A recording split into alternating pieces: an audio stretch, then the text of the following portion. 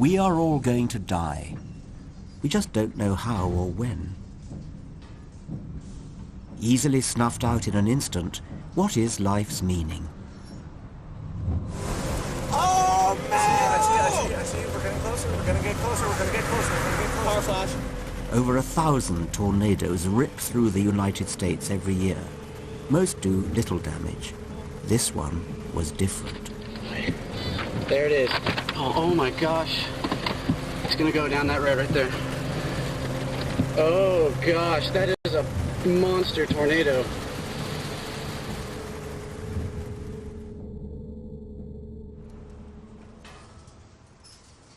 Right up there on the back wall, that was the sanctuary, and that's where the altar was. Behind that was the house that I was in, just real close to it. The tornado destroyed the city of Joplin, Missouri, and killed 162 people. That was Greenbrier Nursing Home, and there were 5 people died. Terrible sight. It's Yes. an awful sight. In the face of catastrophe, this Catholic priest finds comfort in his religious faith. I have to believe there's a plan, and that God is going to accomplish something through this. I feel like God is doing something for us. I think we have to see somewhere a higher power. Father Monaghan's faith must have been tested to the limit by this terrible experience. For those of us who don't believe in any kind of gods, how do we cope?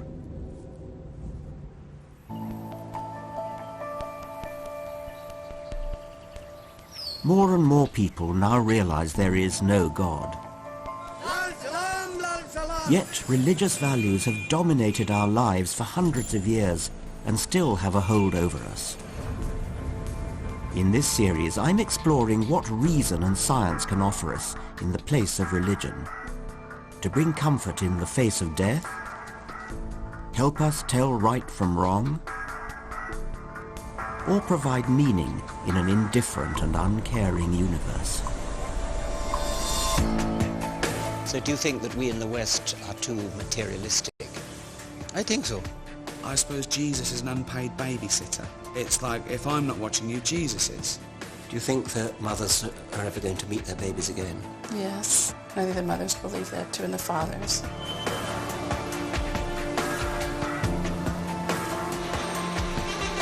If there is no God, what is the meaning of life? Some of the greatest minds in history have battled depression and even toyed with suicide, struggling to answer the ultimate question that we all face. What's the point? For many, there is no point if there is no God. One of the questions I'm most often asked after giving a lecture is, why do you bother to get up in the mornings? This film is my attempt to answer that question.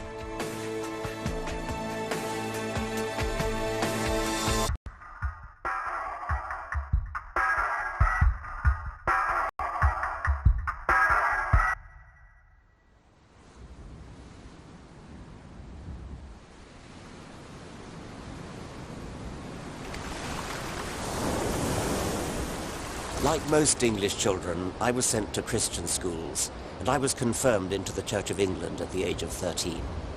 I believed in the Christian God. A couple of years later, I realized it wasn't true. There was no God, there was nothing out there. Many people have had that experience, and different people respond to it in very different ways.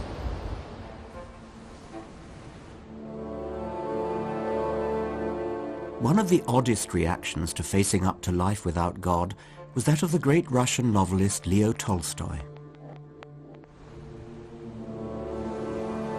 Like me, Tolstoy was brought up a Christian and as a young man lost his faith. He had wealth, a family, and celebrity status thanks to his novels War and Peace and Anna Karenina. But in his late 40s, he began to question everything.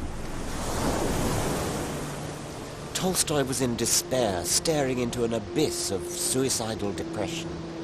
He could find no answer to what tormented him. Why do I live? Is there any meaning in my life that will not be annihilated by the inevitability of death? Desperate to believe that life had a greater purpose, Tolstoy scoured philosophy and the sciences for what it might be. But his torment only deepened. You are a temporary, incidental accumulation of particles. You are a randomly united lump of something.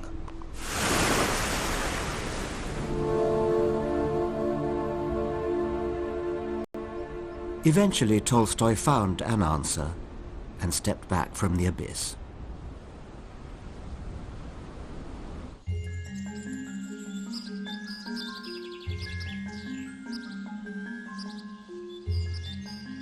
Mount St Bernard Abbey in Leicestershire is home to 36 Cistercian monks.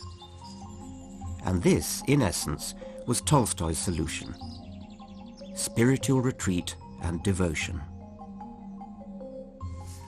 There are no special announcements this morning. Our order is what's called a contemplative order, so we stay within the confines of the monastery. We don't have schools, hospitals or parishes. We stay within the monastery.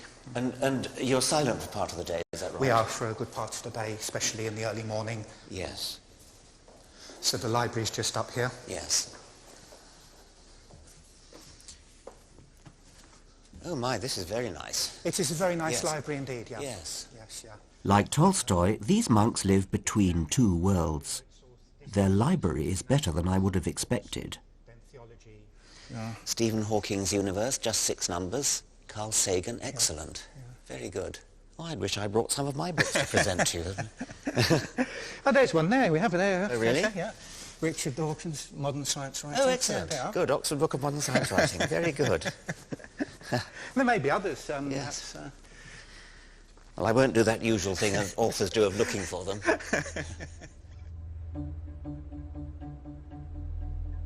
Tolstoy's answer to the threat of meaninglessness was to go back and consciously embrace God.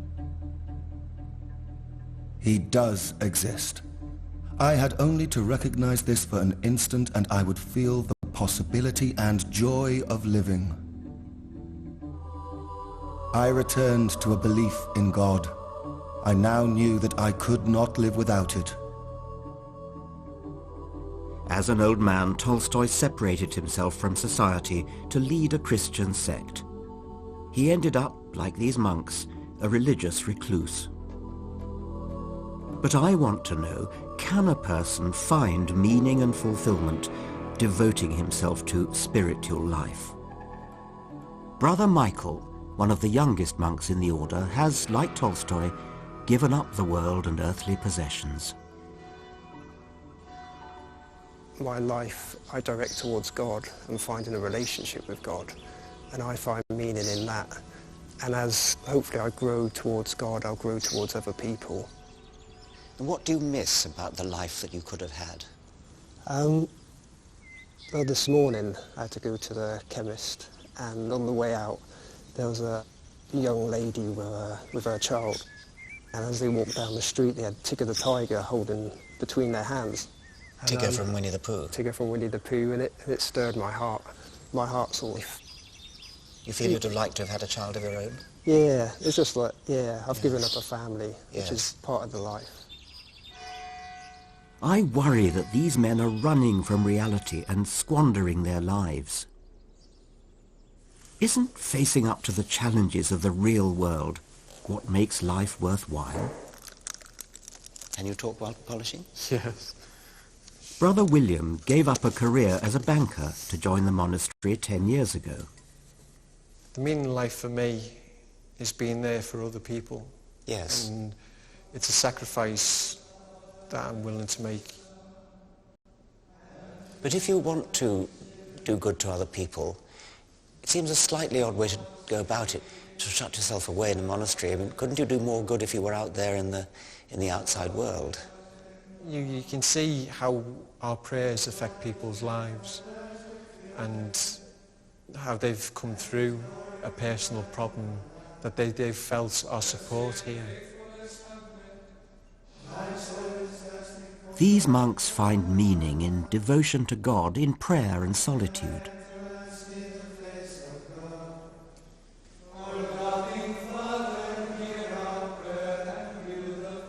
They're entitled to their beliefs, of course, but what a slender life to lead when you could be out there in the real world teaching, learning, maybe doing good.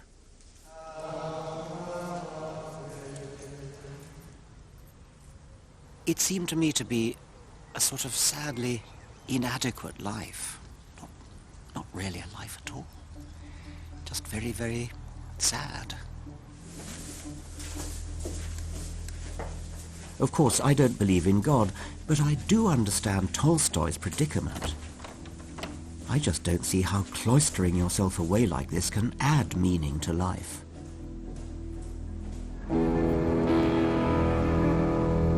Perhaps a better approach would be to embrace life's uncertainties and take a few risks.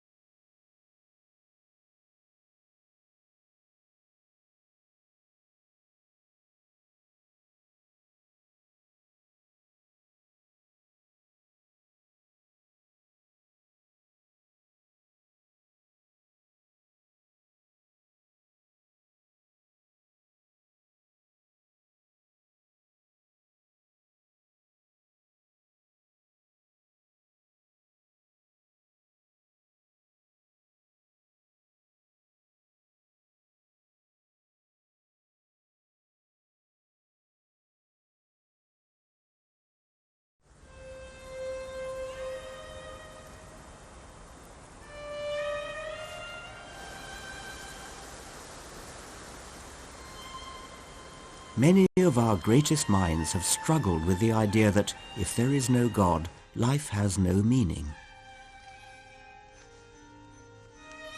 One of the bleakest reactions was that of Greene. Greene was, of course, to become one of the great Catholic writers of the 20th century. But as a young man, he was agnostic. He was also reckless and extremely bored. He carried what he called his war against boredom to a shocking and dangerous extreme. Greene lived to the ripe old age of 86, but statistically he shouldn't have made it past 19. I remember very clearly the afternoon I found the revolver in the brown deal corner cupboard in a bedroom, which I shared with my elder brother. It was the early autumn of 1923. I slipped the revolver into my pocket, and the next I remember was crossing the Berkhamsted Common towards Ashridge Beaches. Greene had been reading a book about soldiers during the Russian Civil War.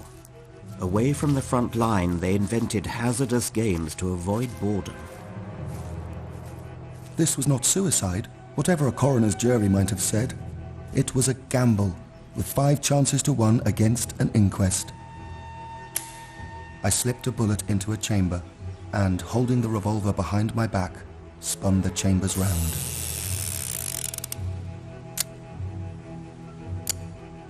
I put the muzzle of the revolver into my right ear.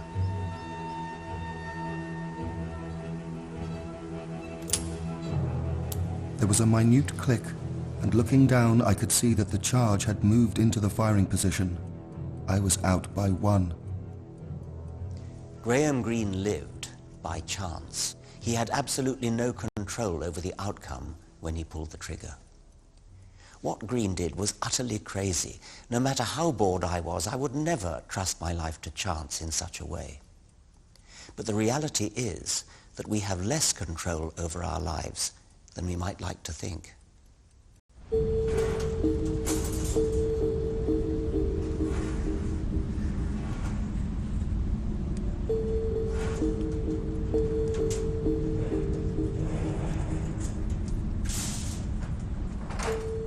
When a tornado struck Joplin, Missouri in May 2011, death and destruction were indiscriminate. The young Graham Greene would have embraced the truth of that tornado. Joplin's fate hung on chance, just like his game of Russian roulette. While 7,000 buildings were blown away, others survived unscathed.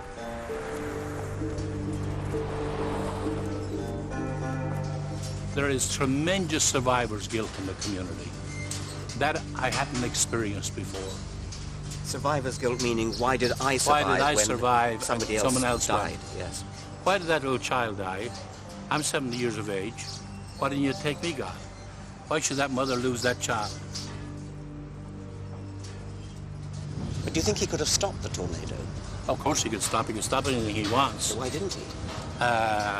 Because we don't understand. It's a mystery. It's a mystery. He is a mystery, and I can't intellectually explain that. And if someone tries to do that, they're going to come to a dead end and say it makes no sense. It's almost moving the way religious people struggle, twist and turn to find some excuse for this, some sort of meaning, some part of God's plan. If it was part of anybody's plan, what an unthinkably awful plan it would have to be. But even if you're an atheist, the idea of living or dying by chance alone is hard to accept. Atheists may think they've given up God, but it's only human to cling to the idea that things happen for a reason.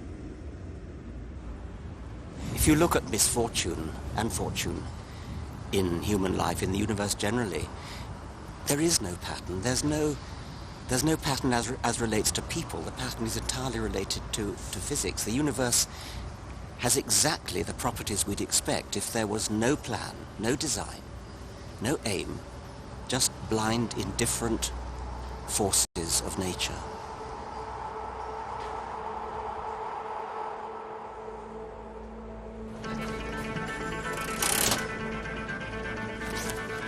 If, like Graham Greene, you understand life as a game of chance, and if you believe there is no God pulling your strings, making plans for you, why not just play the game, the great gambling game of life?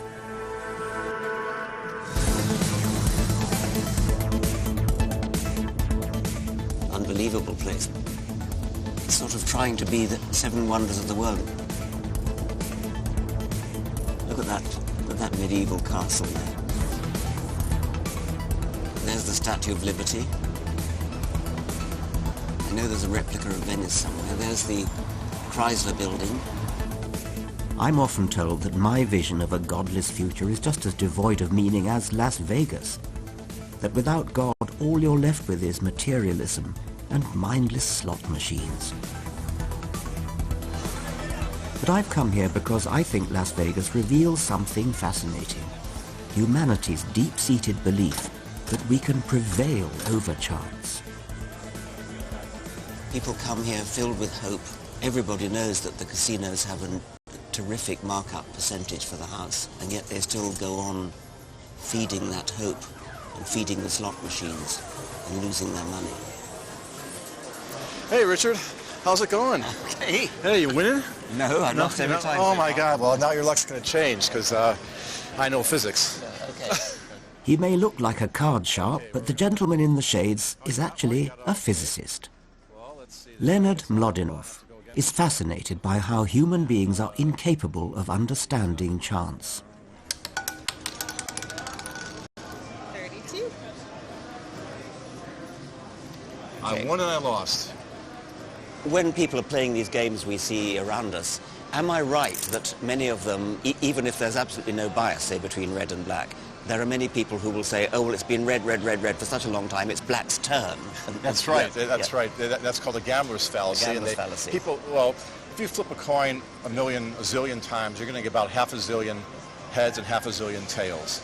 So people, the way their thinking goes, I think, if they bother to logically think about it, is that, okay, I've seen 10 tails in a row. So if it's going to be half heads and half tails, the heads better catch up. Yes. But that's not the way it works. Okay. You could throw it a zillion times and get all heads. The point about our brain is that it insists on seeing order, meaning and pattern, even when there is none. It's a very human characteristic to fool ourselves that we are in control. In today's world, it seems that we make more mistakes seeing patterns that aren't there rather than missing patterns that are there. In fact, there's a really great experiment on that. They put a rat in front of a red light and a green light, and the red light and green light flash without any pattern at random, but the green light flashes 75% of the time, and the red light flashes 25% of the time. And the rat, if it guesses correctly, which is going to flash, it gets a little sugar water. So when they let the rats do this, they see after a while that the green light is flashing more than the red light, and they just start guessing green, green, green, green, green every time. And they get it right 75% of the time, and they're happy with that. Which is sensible. That's what we should do. Yeah. But people, we think we know better, right? So when they put humans in front of such an experiment, most people won't do what the rat does. Most people, they've seen that it's 75% green, and they'll guess a pattern. They'll go green, green, red, green, green, green, red. They'll start spewing out these red and greens in some weird pattern that's tailored to be 75% green and 25% red, thinking that they can, beat the system, just like the people here in the casino think they can do. And when you do that, you end up about, I think, 60% of the time you get it right instead of 75%. Precisely. And so the humans are outperformed by a rat. Yes. And that's because we see patterns where there aren't any. And that's just the way our minds work. Too clever by how? Too clever by 3/4 in this case. I'm going to throw everything on my birthday. Yours is a 26th? Yeah. Mine is a 26th. Oh, wow. Both our birthdays are the 26th, so... 26 is even, so I'm going to win that too. Maybe I should put this on odd. Perhaps this is part of the explanation why religion evolved in the first place. It satisfied our desperate desire to find meaning and order in the chaos. In playing the ultimate game of chance, Russian roulette, the young Graham Greene grasped what so many of us fail to. There is no pattern. 26. We have no control. Ooh, we came so close. Greene took his chances and pulled the trigger on another 5 occasions before the effect of what he called his adrenaline drug wore off. What Greene did may seem crazy, but there is a grim logic to it. Seize the reins, dance with death. You're going to die anyway. Happily for Greene, he beat the odds. Greene would later convert to Roman Catholicism, but Russian roulette of a kind stayed with him. As a journalist and spy, Greene risked his life in numerous war zones. The fear of ambush served me just as effectively as the revolver from the corner cupboard in the lifelong war against boredom.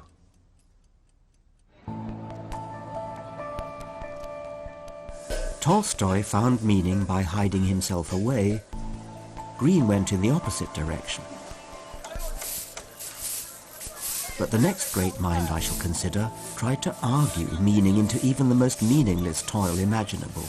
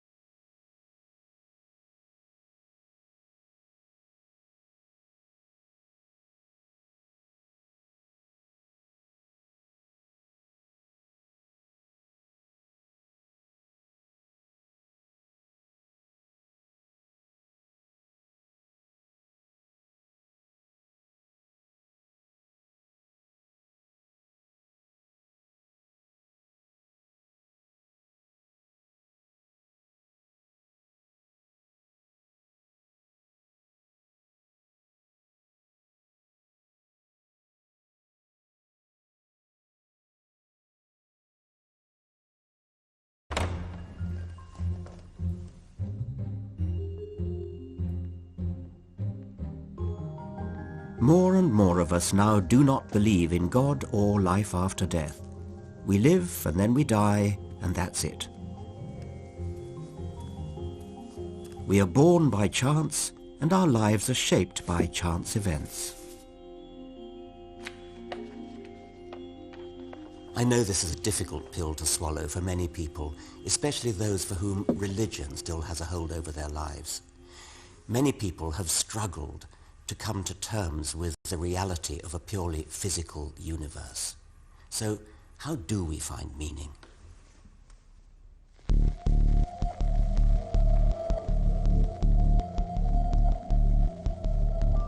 The Second World War laid bare the extent of man's capacity for evil. In Paris, philosophers like Albert Camus met in cafes like this to try to make sense of the brutality. Without the aid of eternal values, it is legitimate and necessary to wonder whether life has a meaning.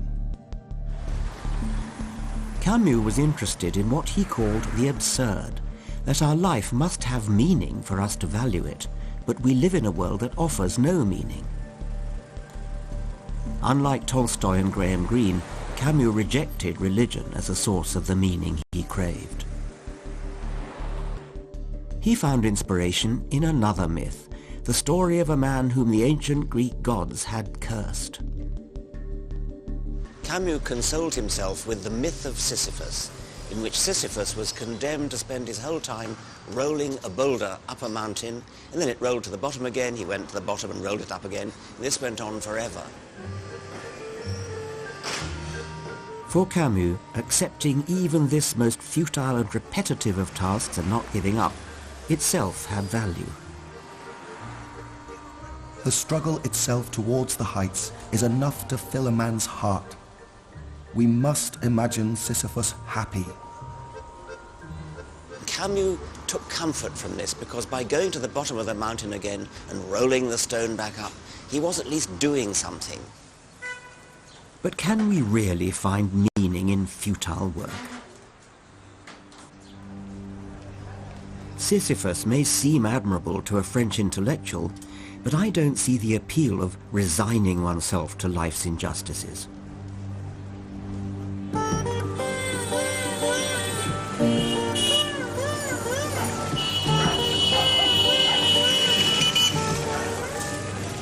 India, one of the fastest developing and most unequal economies in the world.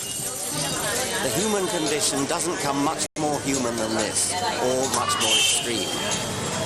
Everything's going on, the noise, the bustle, it's like an ant heap of activity. It's a terrifying and yet rather a moving sight.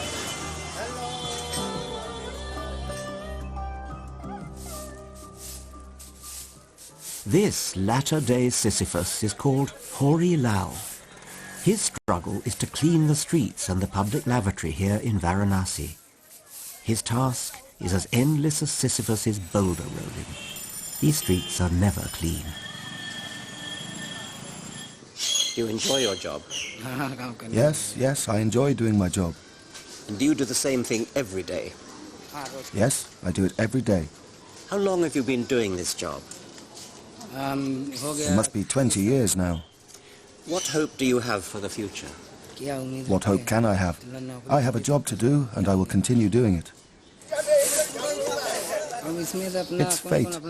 What we have been made, we will remain. It can't be changed.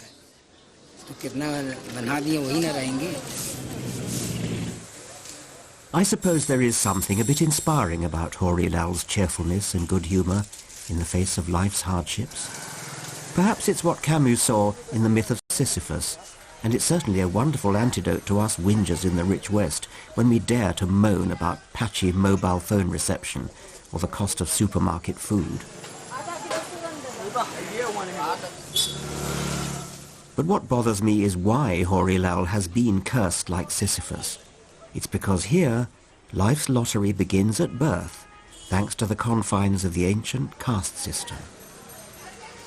This is the Sunday edition of the Hindustan Times, and it's got a section called Matrimonials, in which fathers advertise for husbands for their daughters, and there's a section called brides, where men advertise for wives. And the men are usually described as handsome. The women are often described as homely, which I presume means home-loving. But a curious thing about this matrimonials page is the way it's classified. There are headings like Brahmin and other names from the ancient Hindu caste system, whereby society is stratified into levels, into separate castes, which are not supposed to marry each other. Ancient Hindu scripture divided society into 4 distinct groups that you could be born into. Scholars, warriors, merchants, and labourers. Falling outside this system were the Dalits, the untouchables, who, like Hoary Lal, were condemned to shovel the excrement of the higher castes.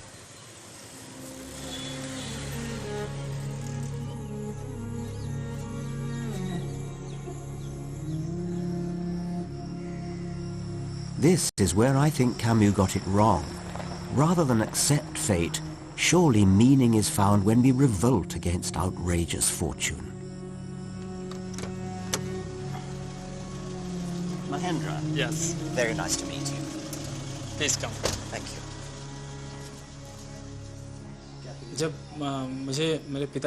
When my father died, I was told that because there is no money in the family now, you can't study anymore. At that time I was very sad because I had this dream from the start, I have to study. Like Hoary Lal, Mahendra is a Dalit. His father died when he was 14 years old, leaving the family penniless. Mahendra spent the next 4 years working as a bonded labourer weaving saris. But unlike Sisyphus, Mahendra defied the gods and threw his boulder away. I had to face so much discrimination in the society for being a Dalit that I felt education could be a good medium to get out of the system. A lot of people in your position would probably have given up, and I hugely admire you for not giving up. But what drove you at that time? I had always felt that I have to become a part of the mainstream society. And that is why I had this thing that I have to study a lot and earn money so that I can reach mainstream society.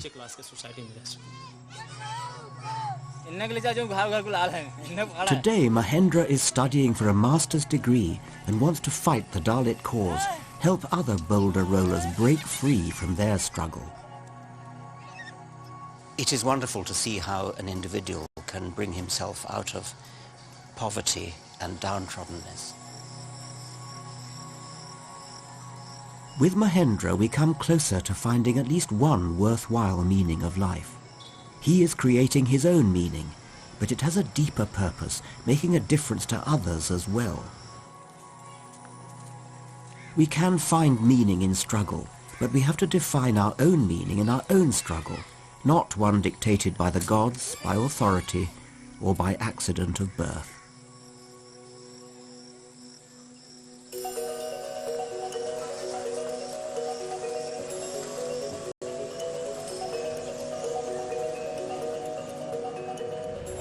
So I think meaning is subjective, something personal we may not all agree on.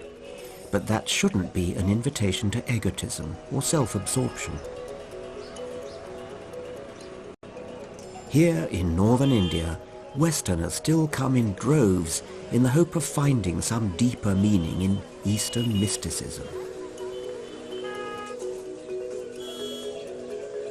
People go up mountains for refreshment. They go up mountains for wisdom. Moses went up Mount Sinai and came down with the tablets of traditional Hebrew wisdom. There are lots of people who come from all over the world to a place like this, up a mountain like this, where there's a Tibetan monastery, seeking what they would call spiritual wisdom. Geshe Hakdo is a master of Tibetan Buddhism. He's the Dalai Lama's official translator and archivist. The complete teaching of the Buddha is aimed towards transforming your mental outlook, because the ultimate purpose is to remove all kinds of problems and sufferings. And problems and sufferings and disturbances cannot be removed by relying on external forces or external material sources or your relatives and friends. At the end of the day, the real source of long-lasting peace and happiness has to come from within. For a Buddhist, what matters is accepting that reality will always change. To be happy in this changing reality, Buddhists teach that we must eliminate our attachments to people and possessions. I sort of half understand that. They try to get that sense of direction or happiness from material accumulation, from marriage, from wealth, from name. But in all these cases, here or there, they get a lot of problems, a lot of difficulties. So do you think that we in the West are too materialistic in our way of life? I think so. To be honest, I think so. I think I would agree with you that, that one doesn't want to devote one's life to accumulating material, sort of hedonistic happiness. I'm not sure that I would look inward, though. I think I might get happiness from music and from science. Exactly. When you do something that is creative, something that really satisfies your inner urge. You know? Yes, but meditating and sort of looking inwards doesn't sound to me as though that's really doing that. Perhaps it helps. Of course. The peace and happiness, the tranquility that you get when you know how to stay alone and go within cannot be matched by anything else. While I agree that an unhealthy consumerism dominates our lives today, how convincing is it that we should detach ourselves from the real world through meditation?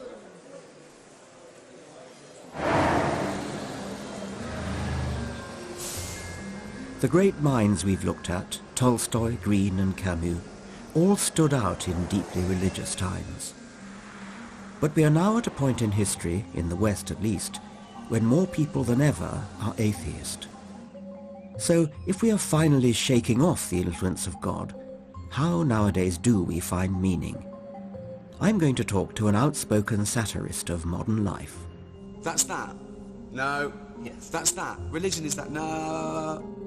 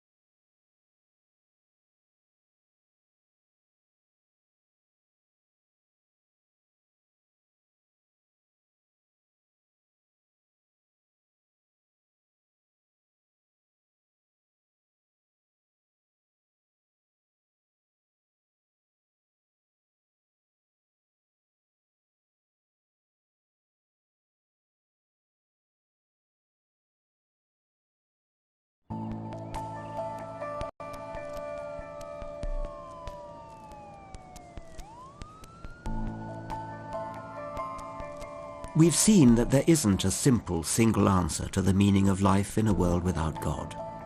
Meaning is something we need to carve out for ourselves. We have to find our own meaning from the opportunities and challenges that life throws our way, even if that does mean defying convention sometimes. I'm going to meet a man who's definitely defined his own way and made a huge success of it, but he has ruffled quite a few feathers in doing so. Thanks to everyone in the room for being good sports. Thanks to NBC. Thanks to Hollywood Foreign Press. Thank you for watching at home. And thank you to God for making me an atheist. When I signed off the Golden Globes by saying, and thank God for making me an atheist. Now, clearly, that was a play on words. It was a little bit of a redressing the balance to everyone who thanks God for winning an award.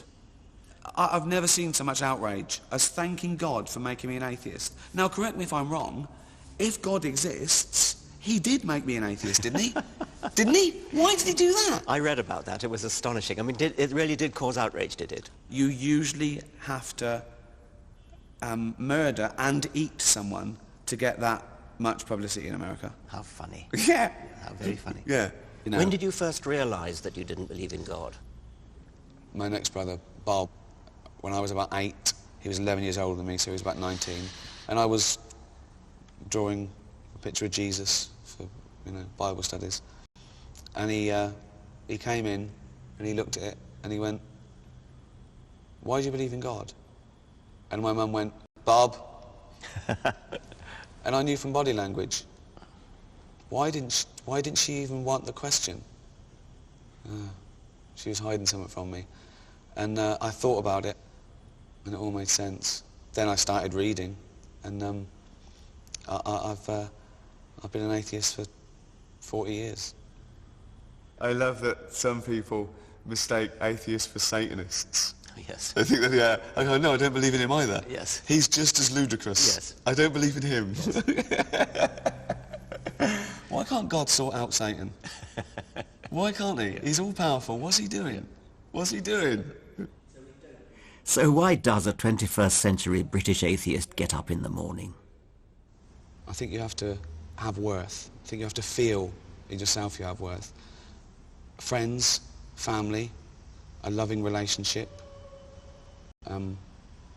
Just because we're human, and that's how we're built. And for me personally, something creative. It doesn't have to be painting the Sistine Chapel. It can be gardening. But I think you have to do something and enjoy it and fill your free time and stand back and look and go, I did that. These are all reasons to stay around for as long as you can. I would agree with all that, and I think I would add understanding as well.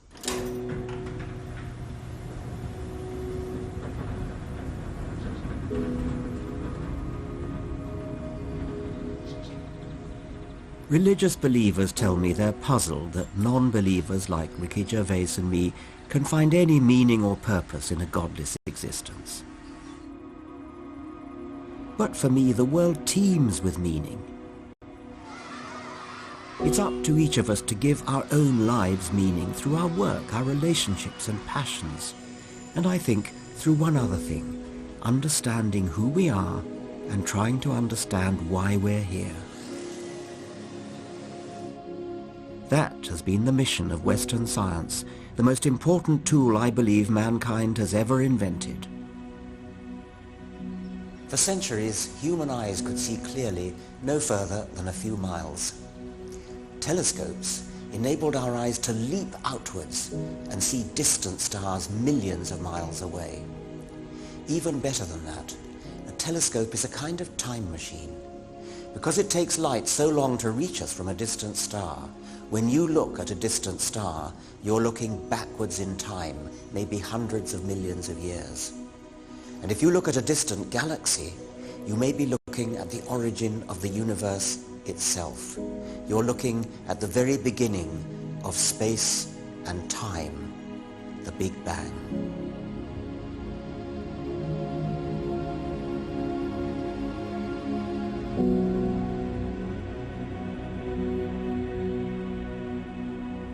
Humanity's gaze has also turned towards inner space. Microscopes have unlocked our understanding of the cells that make up all living things and revealed the world of the smallest and simplest organisms around us and in us. The new science of genetics has unexpectedly completely revolutionized and unified our understanding of life on Earth. Meanwhile, physics has discovered particles smaller by far even than the atom. And at laboratories like CERN, scientists studying the collisions of these particles are on the cusp of understanding how the universe got started in the first place. The poet John Keats voiced what many people fear about science. That in explaining the world it makes it less amazing, less extraordinary, somehow banal. Philosophy will clip an angel's wings, conquer all mysteries by rule and line, empty the haunted air and nomad mine, unweave a rainbow. Keats could not have been more wrong. Isaac Newton's unweaving of the rainbow led directly to a massive deepening and widening of our understanding of the universe. It led to James Clerk Maxwell's theory of electromagnetism, and from there to Einstein's special theory of relativity. If you think the rainbow has poetic mystery, you should try relativity. Science does the opposite of making things banal. It's about unleashing curiosity and uncovering more mysteries to solve. We take so much for granted, we become anesthetized by our familiarity with what's around us. Science shakes off the anesthetic, and we look again with new and clearer eyes. If you found a bramble in your garden, you'd probably think it an annoying weed.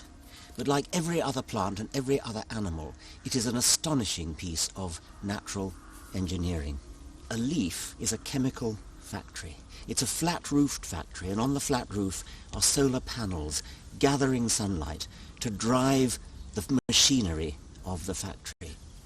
There are wheels, almost literally wheels, going round and round, biochemical wheels, driven by the energy from the sun and manufacturing food for the plant. Sugars, and the sugars are then piped in this what almost looks like a river system into the central stem and into the rest of the plant. That's where all the food for the plant comes from. And even our food comes from that, because we eat plants, or we eat animals that eat plants. And so the energy that drives our bodies, every one of our trillions of cells, comes ultimately from the sun, and it flows down a river system like this, ultimately into us. It gets even better. The genetic code that's used by this plant is the same as the one that's used by you. Even 50% of the genes are the same. This plant is your cousin, just a weed. Some people would say that the scientific view is rather bleak and cold. Do you find it bleak? There's no God-fearing person of any religion who feels as much awe as me when I see a mountain or a tree. Or the stars. Or the stars, or anything in science and nature and art. And you and I are privileged to be here to enjoy it, even if for a short time.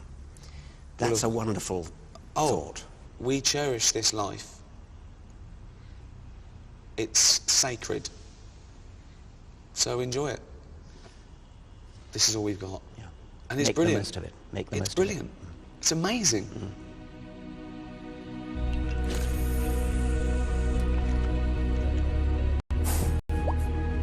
We're lucky to be born. We win the lottery just in being here at all. Your unique identity is the result of one sperm amongst hundreds of millions fertilizing one particular egg in one particular sexual exchange. And the same lucky break had to favor your ancestors in every generation back to the very beginning of life. And we're luckier still as individuals to have been born now. We have so much available to us, possible only through the understanding that science has already given us. Just look how far we've come in my lifetime. We've got life-saving medicine, supercomputers, the internet. We can travel further and faster, higher and deeper than ever before. We constantly push at the frontiers of possibility. Imagine what's still to come. We are made by the laws of physics, working through 4 billion years of evolution. We have a brief window of life through which to see the universe and understand how we came to be in it. The truth may not always be comforting in the face of suffering, but it has a majesty of its own. That's what I tell people when they ask me, why do you bother to get up in the mornings?